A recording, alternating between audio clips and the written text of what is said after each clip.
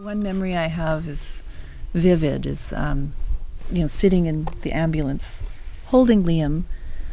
Every breath you're taking is completely labored, like his little chest was just sucking in, like, for air, every breath. We were trying to breathe for you.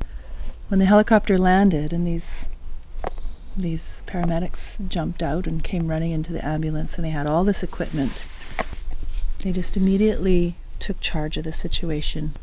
And they weren't talking to us. They were completely focused on you. And as soon as they realized that they sort of had you, I remember Rex tells the story of like one guy looking up at the other guy and he just gives the thumbs up. I get teary when I think of it because it was just so dramatic. He was like, okay. And then they started talking to us and they said, okay, we've got your son.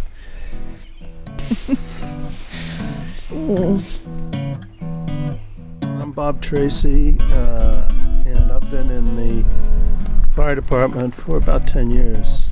Well, I joined because I like red trucks. It's interesting and challenging, and it's something practical to do for the community. You can always use more people to take up the slack, and so if everyone's trained, we'll always have enough people to take care of a fire. And in this story, Ron Crota's our guardian, huge guardian angel, because I say he saved Liam's life. He didn't have an official capacity, but it was just incredible that he stepped forward for us. And the really dramatic part was that the helicopter wasn't allowed to land on Cortes at the time because there was no helicopter landing pad then. The emergency people were in training that night. They were sitting in the Manson's Hall, and their theme for the evening, their training, was what to do if they had to be a nighttime evacuation. It was a huge coincidence. So I think it was Doug Stern.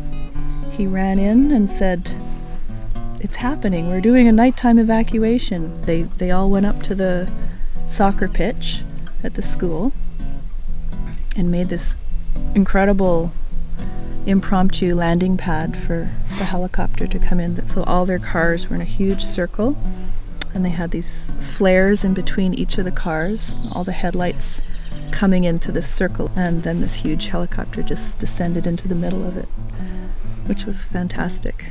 I mean, everybody stayed very calm, but Ron directed everything and made sure that, the things that had to happen were going to happen.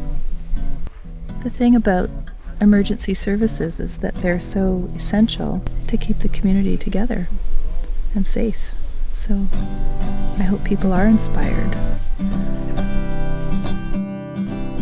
Yeah, life is ruled by those who show up, So if anybody's interested in joining the fire department, just come on down to practice on Tuesday nights and meet the chief and some of your local neighborhood firefighters, and we're always glad to have new people.